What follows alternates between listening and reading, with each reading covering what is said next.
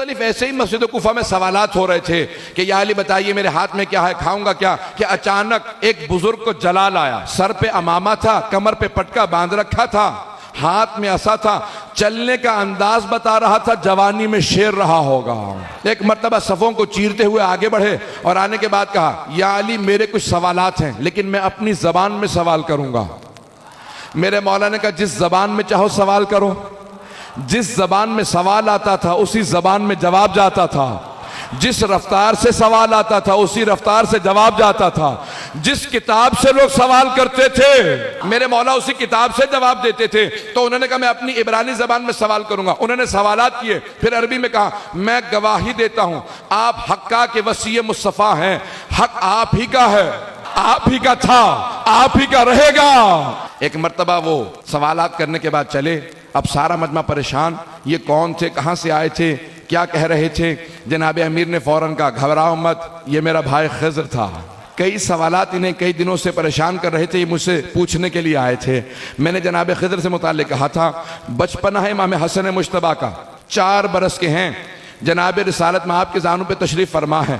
اتنے میں کوئی بزرگ ہستی تشریف لائی، پیغمبر اسلام کو سلام کیا، کہا یا رسول خدا آپ پر اور آپ کی آل پہ درود و سلام ہو۔ پیغمبر نے اشارہ کیا بس میں بیٹھنے کے لیے، وہ تشریف فرما ہوئے، کہا یا رسول اللہ کچھ سوالات کرنا چاہتا ہوں۔ کہ سوال میرے نواسے حسن سے کرو، کہ سوال میرے نواسے حسن سے کرو۔ انہوں نے سوالات کیے، امام حسن نے جوابات دیے۔ اب صحابہ پریشان ہو گئے، کہا یا رسول اللہ یہ حسن مجتبیٰ اب کسی اور ملک گئے کہ زبان سیکھ کے آئے، کہ اسے جانے کی ضرورت نہیں ہے، یہ حجت خدا ہے۔ کہ یا رسول خدا یہ کون تھے، کس زبان میں سوال کر رہے تھے؟ کہ یہ میرا بھائی خضر تھا، اپنی زبان میں سوال کیا۔ حسن نے جواب دیا۔ کون ہے جناب خضر؟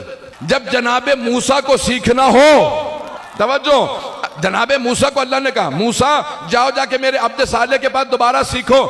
جب جناب موسیٰ کے ذہن میں صرف خیال آیا کہ مجھ جیسا کون ہوگا، اللہ نے مجھے صاحب کتاب بنایا، صاحب شریعت، صاحب امت، میں نے فرعون کو شکست دے دی۔ اللہ نے کہا موسیٰ ذرا ایک مرتبہ دوبارہ جاؤ سیکھنے کے لیے۔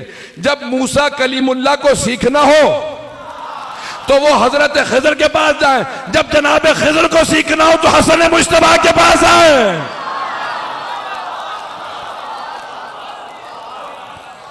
یہ حضرت امام حسن مجتبیٰ علیہ السلام ہے کہ جہاں انبیاء سلام کرتے نظر آئیں گے۔